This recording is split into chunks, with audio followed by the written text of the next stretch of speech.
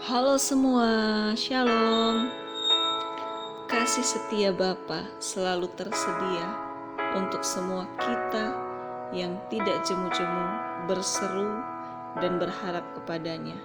Amin. Saat ini saya tergerak kembali untuk membagi kebenaran firman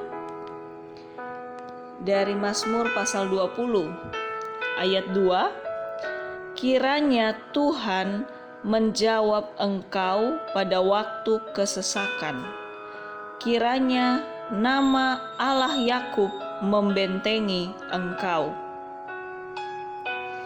Kalau kita bahas sedikit demi sedikit dari kata-katanya, dari kesesakan dulu. Di sini dikatakan kiranya Tuhan menjawab engkau pada waktu kesesakan.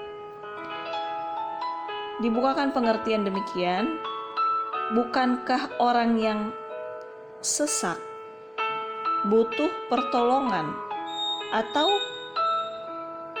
pertolongan dalam bentuk tindakan, bukan hanya jawaban, apalagi perkataan.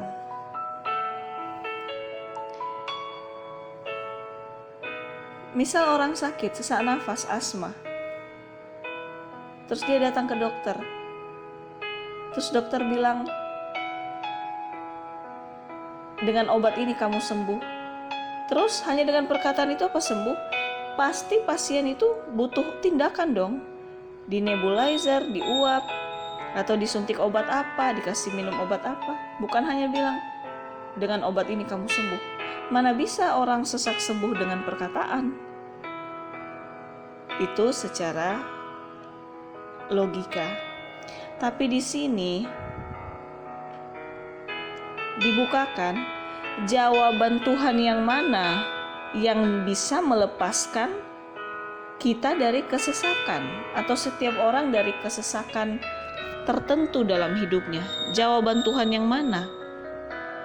Jadi di sini benar-benar diingatkan lagi, kalau ketika kita sungguh-sungguh percaya dan mengimani firman-Nya, kebenaran perkataannya, maka kuasanya dari firman-Nya itu berkuasa. Firman-Nya ya dan amin kan. Itu kuasanya nyata dan dapat menolong kita dari kesesakan atau tantangan atau tekanan apapun. Jadi jangan pernah meremehkan firman Tuhan. Firman Tuhan itu kalau sungguh-sungguh kita percaya 100%, itu berkuasa. Ibarat iman sebiji sesawi, secuil aja firman benar-benar kita imani, itu bisa memindahkan gunung kan. Itu diibaratkan secuil aja firman yang sungguh-sungguh kita imani, kita tekuni, kita percaya, itu dampak kuasanya itu nyata. Seperti apa? Yang buta bisa melihat, yang mati bisa dibangkitkan, yang lumpuh bisa berjalan, yang kerasukan setan bisa dipindahkan roh-roh jahat itu ke binatang-binatang. Begitu banyak kuasa Tuhan yang Tuhan buktikan hanya melalui firman-Nya. Tuhan gak melakukan ritual-ritual apapun kan. Tuhan gak kayak kebanyakan ritual-ritual motong ayam, kayak kasih apa di genteng, kayak makan ini, kayak itu, kayak enggak. Hanya melalui perkataannya. Hanya melalui perkataannya cakrawala jadi, tumbuhan jadi, binatang jadi, melalui perkataannya. Ya karena perkataan Tuhan berkuasa. Jadi benar-benar di sini, halo siapa kita yang sedang dalam kesesakan, ayo kembali mau memahami kebenaran firman-Nya, ayo kembali mau pegang kebenaran firman-Nya. Kalau kita pun gak tahu di firman mana ada janji-janji Tuhan yang memberikan kekuatan, gampang kok bisa dicari di internet dalam versi Alkitab, di ayat-ayat mana. Sepele, cuma tulisan. Tapi ingat lagi, semakin kita menaruh kepercayaan kita pada perkataan kebenaran Tuhan, Tuhan gak akan membiarkan firman yang kita baca itu, yang kita imani itu, Tuhan gak akan biarkan itu jadi sampah atau gak ada kuasanya. Firman Tuhan itu Tuhan sendiri, dan Tuhan berkuasa lebih dari apapun. Amin.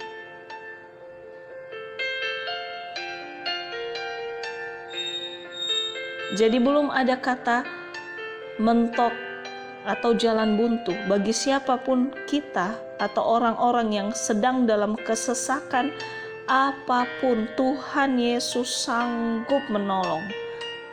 Imani firman-Nya, pegang firman-Nya, terus renungkan, dan kuasanya pasti bekerja. Amin.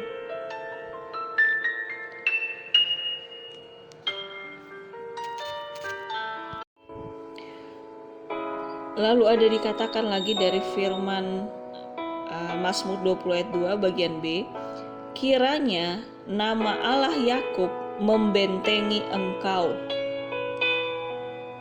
Ayo kita dibuat mikir lagi.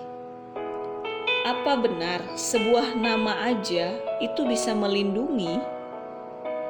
Bukankah perlindungan nyata kalau ada orang atau kelompok yang melindungi langsung? Ini secara jasmani atau secara kita manusia ya.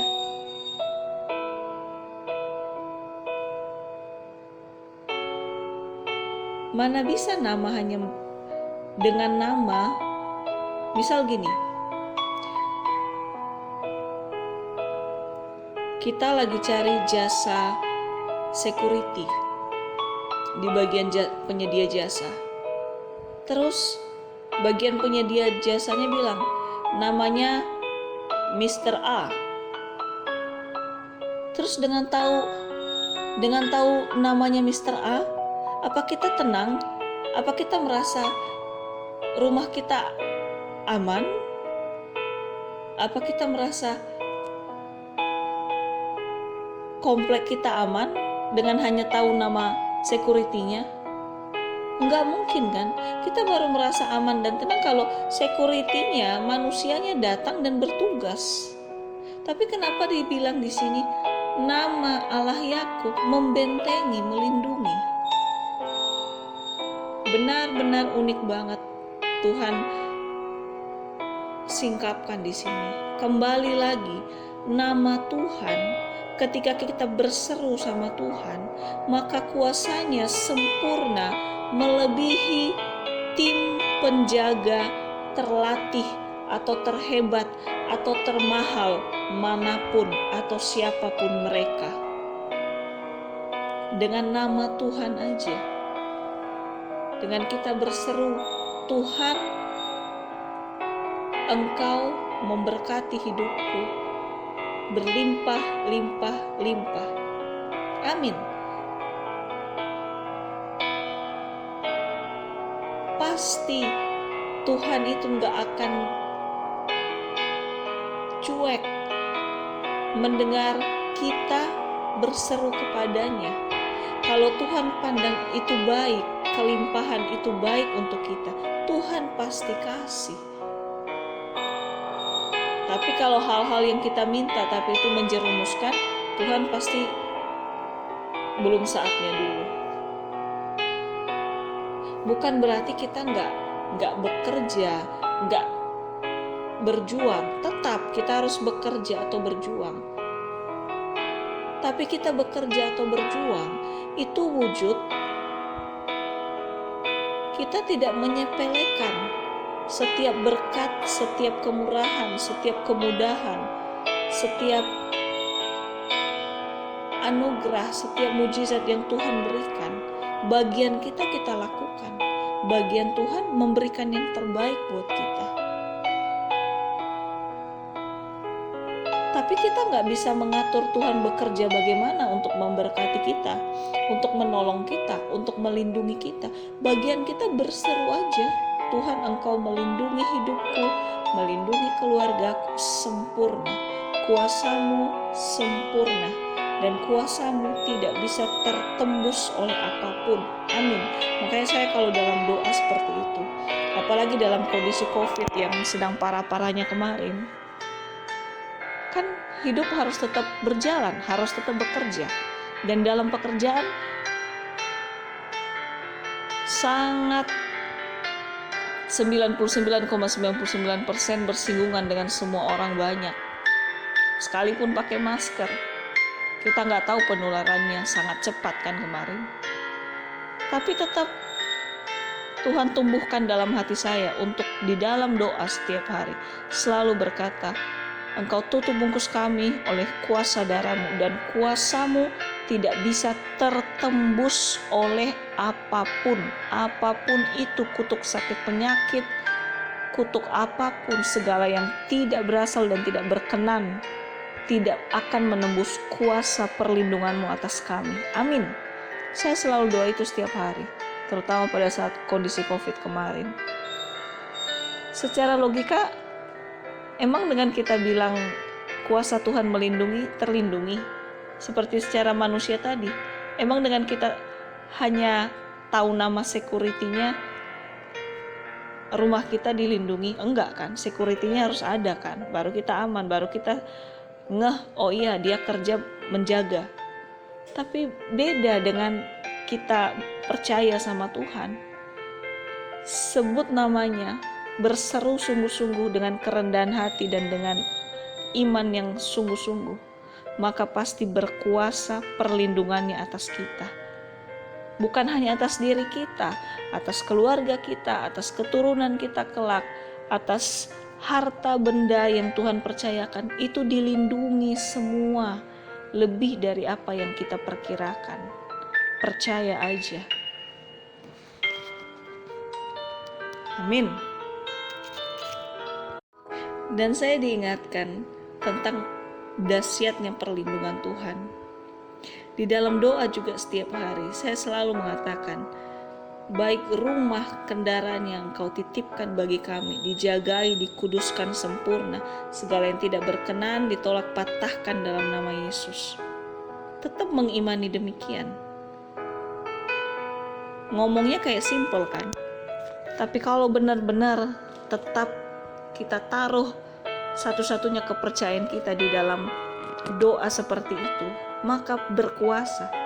Dan sungguh-sungguh Tuhan nyatakan kuasanya. Pernah di bagasi mobil, suami bantu ambil barang. Ini satu hari sebelumnya ya. Jadi biasanya saya ngunci mobil, tapi karena suami ngambil sesuatu di bagasi mobil, suamilah yang terakhir pegang kunci. Mungkin keenakan ambil barang dari bagasi, taruh di rumah, ya udah dikira udah diambil kuncinya di bagasi bagian belakangnya. Dan saya juga nggak ngeh lagi mana kunci, bla bla, enggak. Udah melewati malam istirahat, pagi suami pergi kerja, terus saya melakukan aktivitas saya di rumah di pagi hari. Tiba-tiba, itu bukan pagi banget, itu sekitar jam 10-an. Padahal saya di dalam rumah kondisi pagar dikunci. Jadi orang di luar harus agak teriak dulu supaya saya dengar, soalnya saya di dapur. Tahu nggak apa yang terjadi? Security komplek itu, Bu, dia manggil kan. Terus dia bilang, ini kunci ibu kan? Terus saya lihat, ya ampun, kunci bagasi mobil kuncinya tertinggal di bagasi mobil seharian, dan itu bukan subuh ditemukannya, sekitar jam 10-an. Padahal itu benar-benar jalan lalu lalang, orang ramai di situ, sampai truk-truk pun lewat di situ. Dan mobil emang di luar dikasih, bukan dalam garasi. Kebayang nggak? Itu benar-benar salah satu perlindungan Tuhan atas benda yang kita percayakan di tangan Tuhan. Sangat gampang kalau kunci ada di mobil, sangat gampang ketika ada orang yang lihat, dia tinggal pindahkan kuncinya ke bagian depan dan dia bisa bawa lari mobil. Sangat bisa. Dan gak ada yang lihat. Kami juga di rumah gak ngeh, bahkan kami gak tahu kuncinya itu ternyata masih di mobil. Kebayang gak itu? Itu salah satu wujud yang benar-benar Tuhan tunjukkan. Perlindungan Tuhan lebih dari apa yang kita bayangkan. Kadang kita merasa perlindungannya untuk kesehatan, untuk saat kita berkendara-kendaraan, terjauh dari kecelakaan, atau hal-hal besar lah, atau rumah gak kerampokan. Mungkin perlindungan-perlindungan seperti itu yang kita bayangkan. Tapi lihatlah ini benar-benar karena kecerobohan kami sebenarnya. Kunci mobil ketinggal. Tapi Tuhan nyatakan ketika kita sungguh-sungguh tetap menyerahkan ke Tuhan, perlindungan seutuhnya itu datangnya dari Tuhan. Di luar nalar pun Tuhan lindungi. Kunci itu bisa saja tidak terlihat oleh orang yang lalu lalang, sehingga tidak ada yang tergoda untuk mencuri mobil itu karena tidak terlihat kalau ada kunci di situ.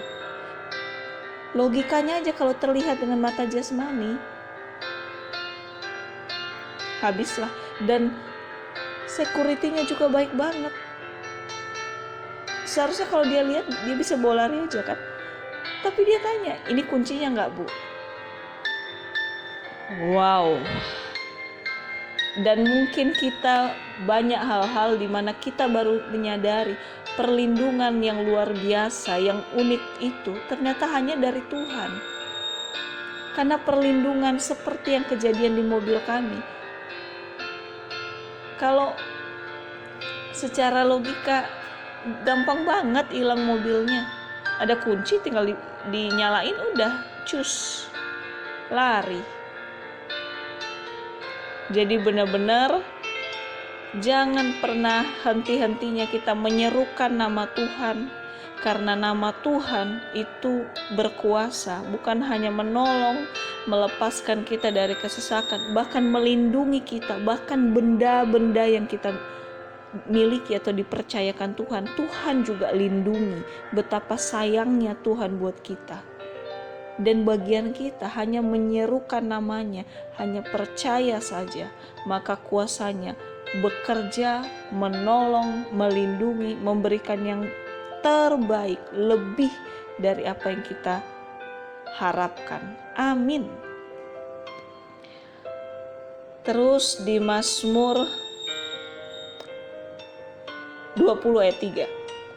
Kiranya dikirimkannya bantuan kepadamu dari tempat kudus dan disokongnya engkau dari Sion.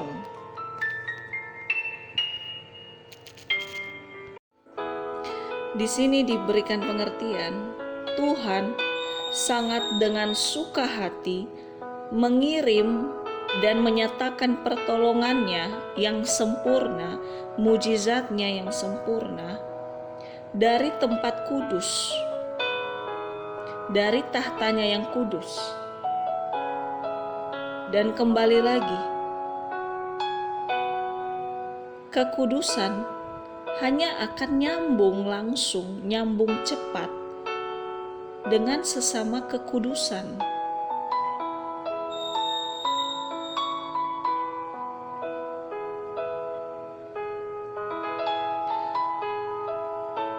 Makanya Tuhan pernah berkata, terang dan gelap tidak dapat bersatu. Kenapa? Karena memang kekudusan dan kenajisan gak bisa bersatu.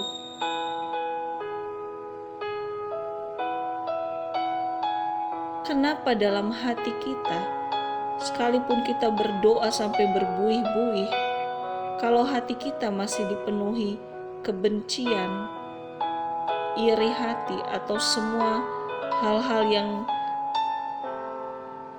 menyedihkan di hadapan Tuhan, Tuhan seakan diam dan seakan tidak terlihat pertolongannya detik itu sama kita. Walaupun kita berseru, kenapa? Karena Tuhan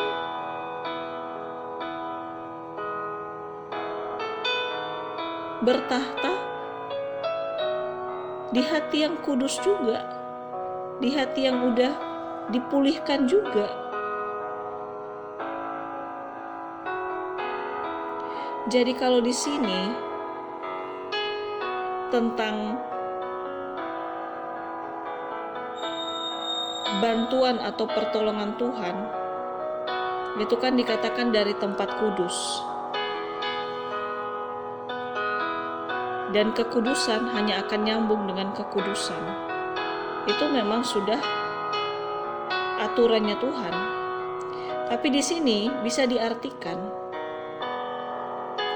ketika hati kita, roh kita sudah benar-benar kudus, sudah benar-benar dimurnikan, maksudnya sudah benar-benar terhindar dari semua hal-hal yang meragukan Tuhan,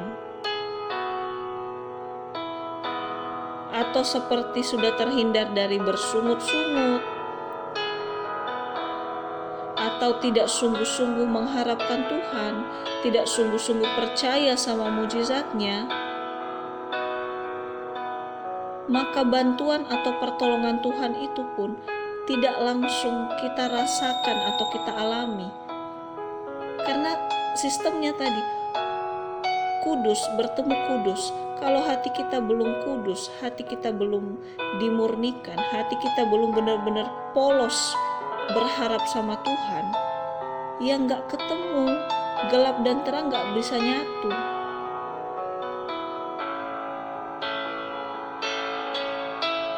Karena saya diingatkan melalui ini, ada 2 kisah contoh nyata di Alkitab. Tentang yang pertama, tentang satu laki-laki lumpuh. Laki-laki lumpuh yang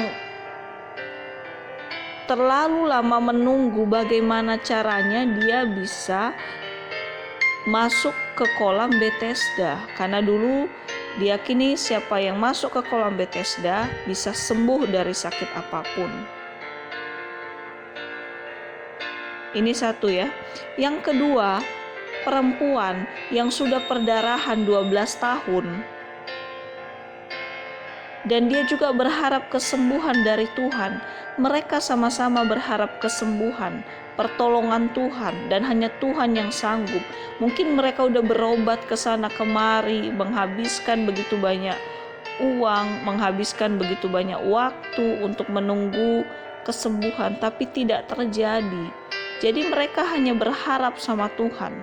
Coba ini, benar-benar 2 pribadi ini sama-sama dalam penyakit yang luar biasa, lumpuh bertahun-tahun, perdarahan bertahun-tahun, bahkan berbelas tahun, dan sama-sama menaruh pengharapannya kalau sembuh karena pertolongan Tuhan.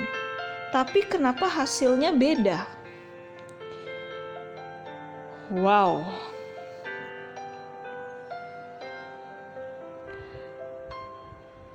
Kalau yang laki-laki pertama yang lumpuh ini,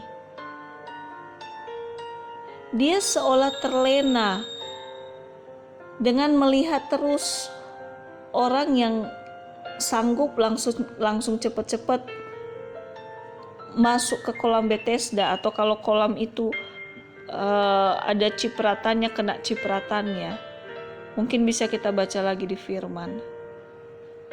Tapi si lumpuh ini, dia seperti menaruh pengharapan tapi tidak sungguh-sungguh 100% menaruh pengharapannya. Bisa kita baca aja di Yohanes pasal 5 ayat 6. Ketika Yesus melihat orang itu berbaring di situ, dan karena ia tahu bahwa ia telah lama dalam keadaan itu, berkatalah ia kepadanya, "Maukah engkau sembuh?" Jawab orang sakit itu kepadanya, "Tuhan, tidak ada orang yang menurunkan aku ke kolam itu apabila airnya mulai goncang, dan sementara aku menuju ke kolam itu, orang lain sudah turun mendahului aku." Kata Yesus kepadanya, "Bangunlah, angkatlah tilammu dan berjalanlah." Dan pada saat itu juga sembuhlah orang itu, lalu mengangkat tilamnya dan berjalan.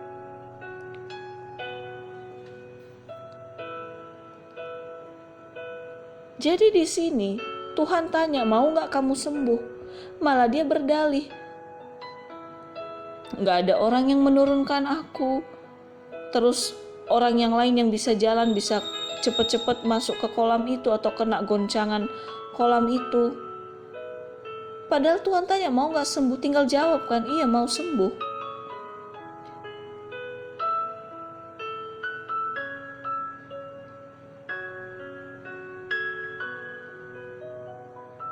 Jadi ini seolah-olah si laki-laki yang lumpuh ini, dia malah berkelit. Dia malah seolah-olah di dalam hatinya, "Masih layak gak aku sembuh ya? Masih bisa gak aku disembuhkan ya?"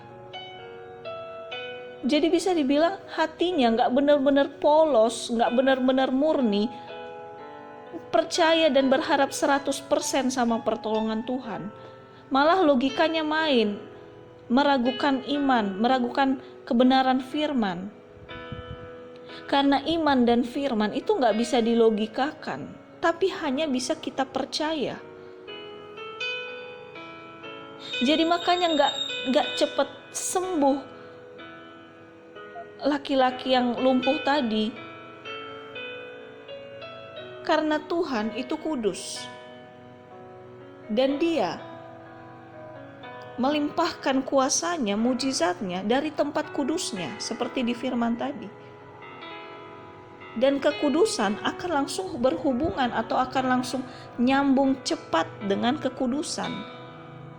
Jadi kudusnya pertolongan Tuhan, kudusnya mujizat Tuhan akan nyambung di hati anak-anak yang polos, yang murni, yang sungguh-sungguh 100% hanya menggantungkan pengharapannya sama Tuhan.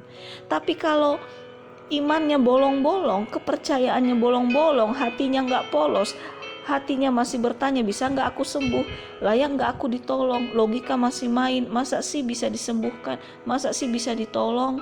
Siapa sih aku? Aku gak punya apa-apa, aku gak layak dapat pertolongan.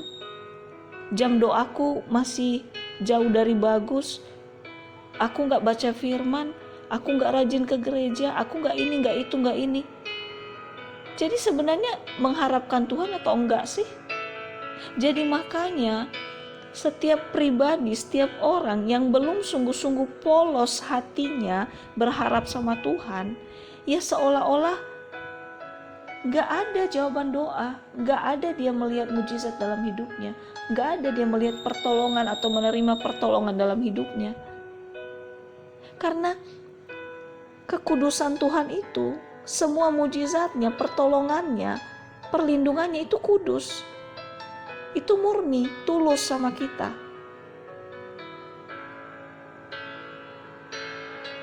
Maka tulusnya pertolongan Tuhan akan langsung connect, akan langsung nyambung tanpa batas di hati anak-anak yang tulus berharap sama Bapa, yang polos aja berharap sama Bapa. Gak usah main logika, apapun titel kita, S1, S3, S-teler, gak usah main logika. Apalagi kalau kita mengerti tentang medis, gak usah juga pakai logika tentang medis. Kalau berharap sama Tuhan, berharap aja 100%. Semakin kita gak 100%, semakin hati kita masih bolong-bolong percaya sungguh-sungguh sama pertolongan Tuhan, semakin pertolongan itu gak bakal jadi nyata.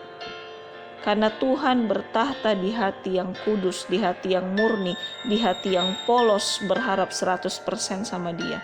Itu aja, bukan kita harus berbuat apa. Tapi murnikanlah hati kita, bebaskanlah hati kita dari semua keraguan dan sungguh-sungguh fokus pada pertolongan dari Tuhan aja.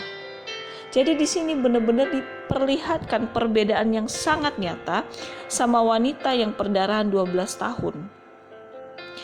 Dia benar-benar tulus, murni, hanya berharap pertolongan dan mujizat Tuhan. Sehingga ketika hatinya benar-benar murni, iman yang benar-benar murni, gak bolong-bolong, gak setengah-setengah, iman yang polos aja sama Tuhan, maka imannya itu yang membuat mujizat itu ketarik, mujizat itu mau gak mau dia alami. Karena mujizat yang murni dari Tuhan akan langsung nyambung dengan hati si perempuan yang murni mengharapkan mujizat Tuhan. Murni ketemu murni, kudus ketemu kudus. Amin.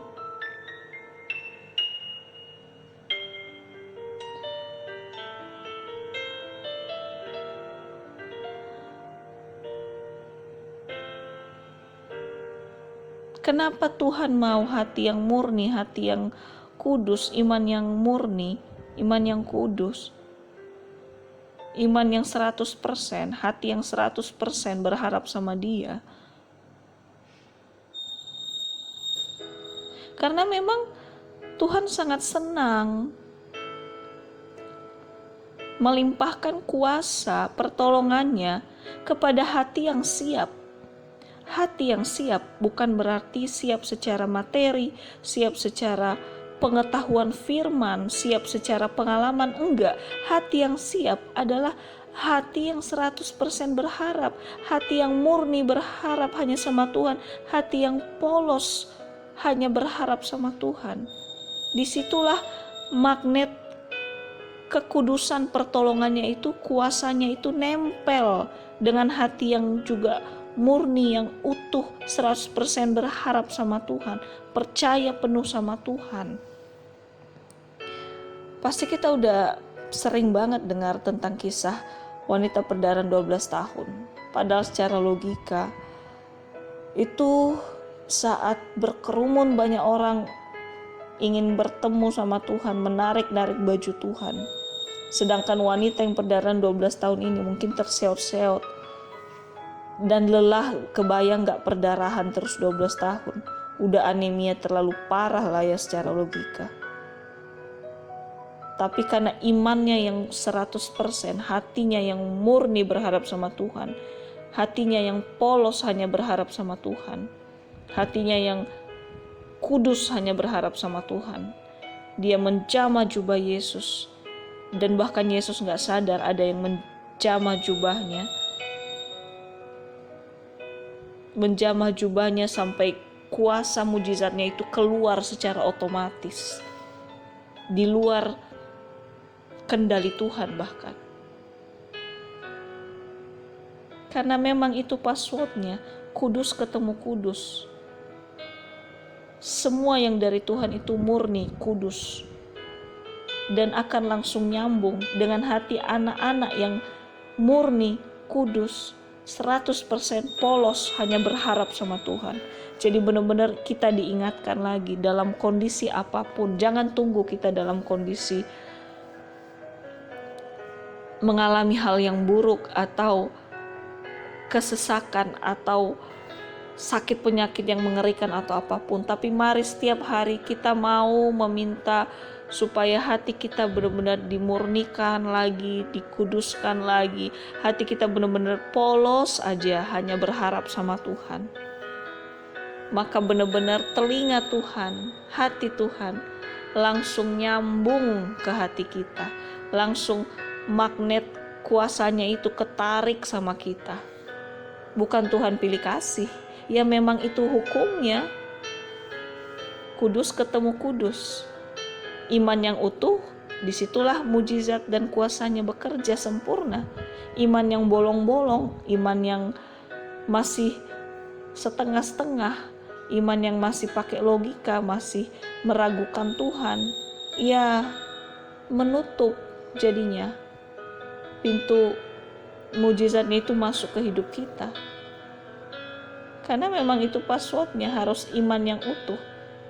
Dari hati yang tulus, hati yang murni, hati yang polos 100% sama Tuhan.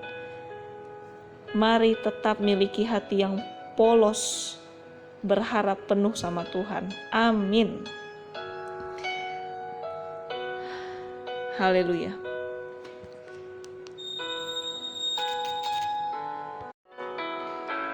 Mazmur 20 ayat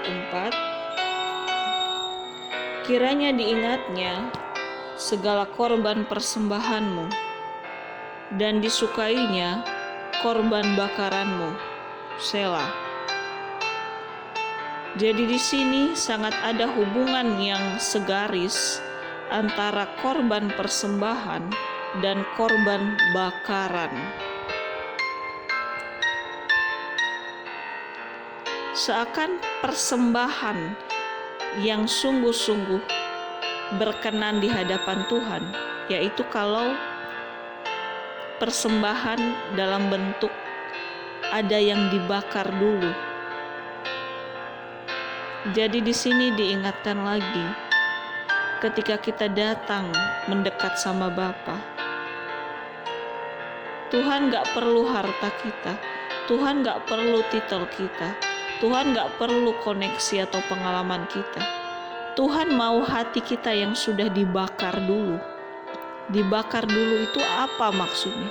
Dibakar dulu kesombongan dalam hati, sakit hati, kedengkian, iri hati, atau hati yang membenci sesamanya, atau hati yang meragukan Tuhan.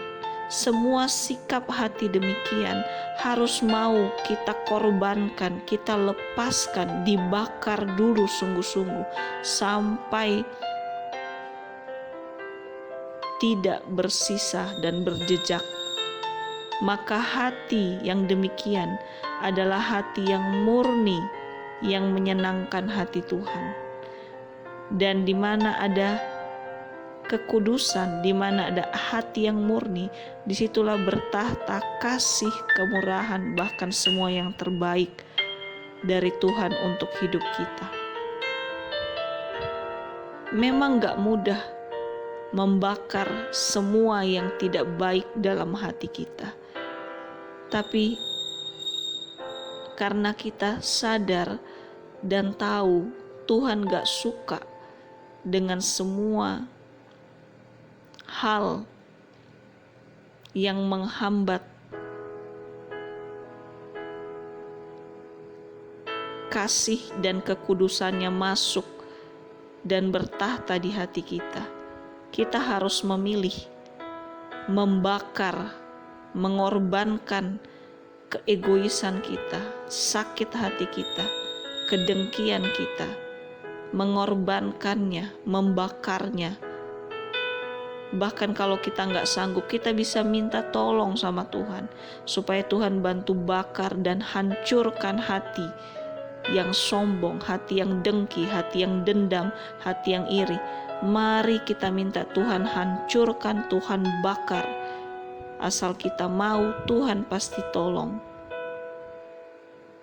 Dan hati yang sudah dibakar terlebih dahulu akan menjadi hati yang harum, roh yang harum di hadapan Tuhan. Dan keharuman hati atau roh kita itu membuat Tuhan gak akan lama-lama mau menyatakan yang terbaik untuk kita terima dan yang terbaik untuk masa depan kita.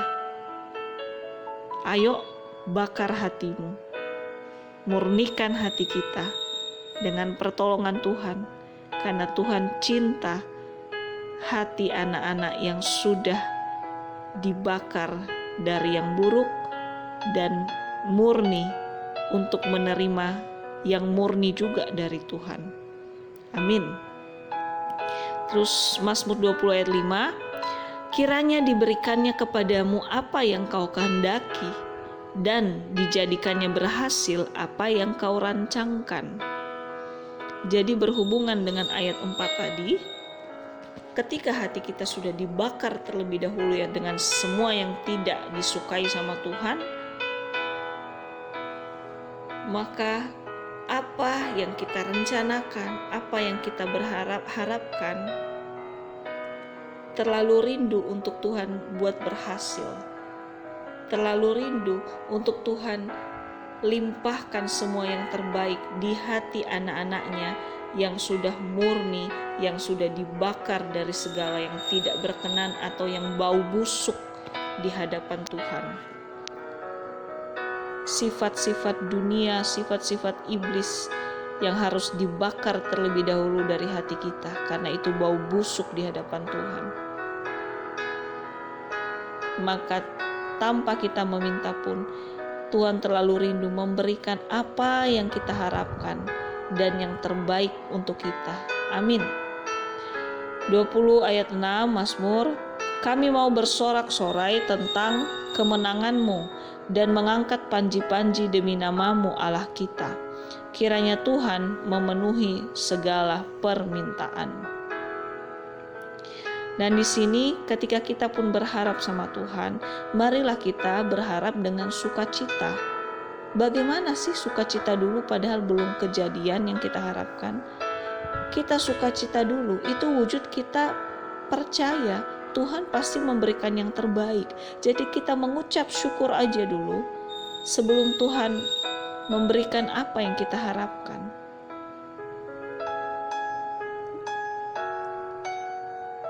Karena mujizat Tuhan gak akan bertata di hati anak-anak yang masih penuh kesedihan. Kesedihan, bukan kesedihan karena kesedihan dibuat sedih sama orang dunia ya, bukan. Kesedihan yang berarti masih meragukan Tuhan sanggup nolong gak? Tapi kalau kita mengucap syukur dulu, Tuhan, Engkau pasti memberikan yang terbaik. Aku mau hatiku bersukacita karena Engkau pasti memberikan yang terbaik. Maka hati yang bersukacita dahulu, mengucap syukur dahulu. Bagaimana mungkin Tuhan gak tersentuh untuk memberikan yang terbaik buat kita?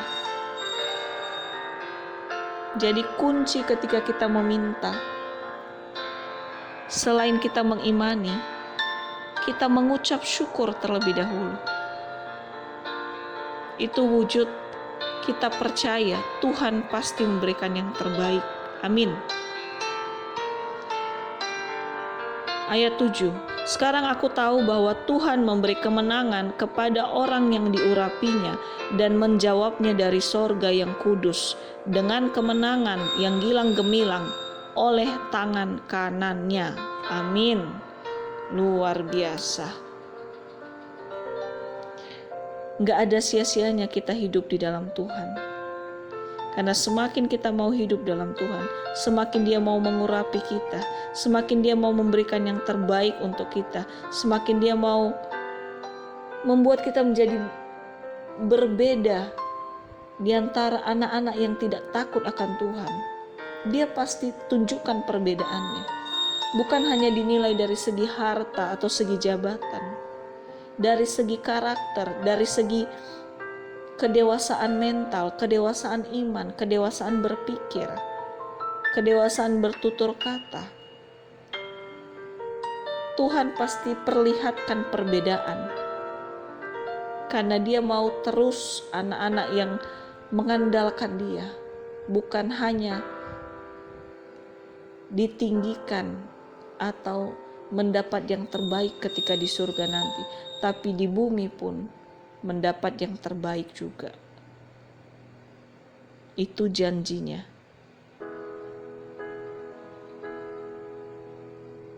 Kemudian ayat 8, orang ini memegahkan kereta dan orang itu memegahkan kuda, tetapi kita bermegah dalam nama Tuhan Allah kita. Amin. Wow.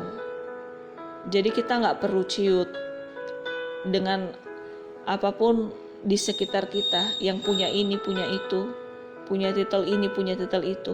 Nggak usah. Kita memang berusaha untuk terus berhasil dan menjadi baik, lebih baik. Tapi lebih daripada itu, dengan semua titel dan apa yang kita miliki pun, kita gak usah berbangga akan itu.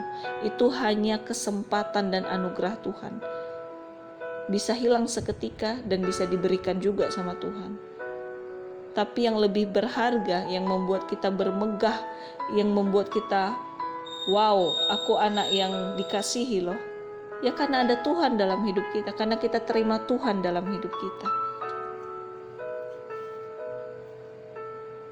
Biarlah hidup kita sehari-hari terus penuh ucapan syukur, penuh optimisme, penuh sukacita, penuh kedamaian, karena ada Tuhan yang selalu melindungi dan menguatkan kita setiap hari, setiap detik. Itulah harta kita terbesar, Tuhan di dalam hidup kita. Amin.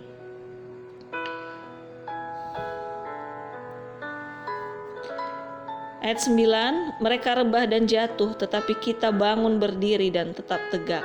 Benar banget.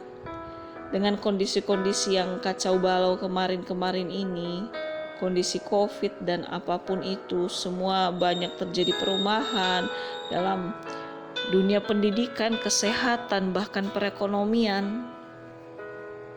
Tetapi Tuhan janji di sini, setiap anak-anak yang berharap kepadanya, di masa kesesakan pun, di masa seperti kemustahilan pun, di masa sedang wabah pun, Tuhan sanggup menolong, melindungi anak-anak yang berharap kepadanya.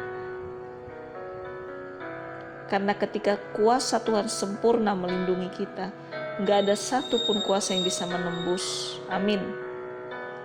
Tapi ketika pun kita harus melewati proses seperti yang orang dunia lewati, kekuatan Tuhan lebih dari cukup untuk membuat kita bangga dan bersyukur. Karena kita pasti bisa melewati apapun itu tantangannya. Karena Tuhan kok yang buat kita bisa ngelewatin. Emang ada yang Tuhan gak bisa lewatin? Gak ada. Jadi kita tenang aja. Tetap berjuang dalam hidup ini. Tapi tetap tenang karena ada Tuhan dalam perahu hidup kita. Amin.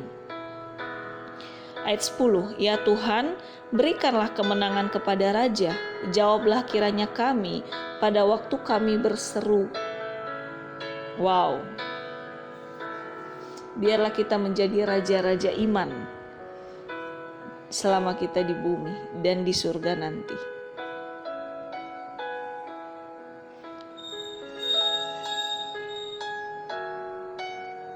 Di sini dikatakan, jawablah kiranya kami pada waktu kami berseru. Hello, kalau Tuhan benar-benar kita izinkan bertahta dalam hidup kita, dan kita menjadi anak kesayangannya, gak mungkin Tuhan tutup telinga untuk setiap seruan kita. Gak mungkin Tuhan tutup mata untuk memandangi dan menjaga kita lebih dari 24 jam sehari. Tuhan pasti menjawab kita. Tuhan pasti memberikan yang terbaik. Percaya aja. Miliki hati yang murni, hati yang polos, hati yang berserah penuh. Maka kita akan terkagum-kagum dengan semua kenikmatan, kedahsyatan, pertolongan, mujizat, semua yang jauh lebih terbaik, yang lebih dari kita bayangkan, terjadi setiap detik, setiap saat atas hidup kita, bahkan keturunan kita kelak, dan setiap orang-orang yang berada di sekitar kita. Percaya aja. Ayo miliki hati yang polos 100% untuk Tuhan aja. Tuhan Yesus memberkati, mengasihi kita semua, dan tetap semangat di dalam takut akan Tuhan. Haleluya, amin.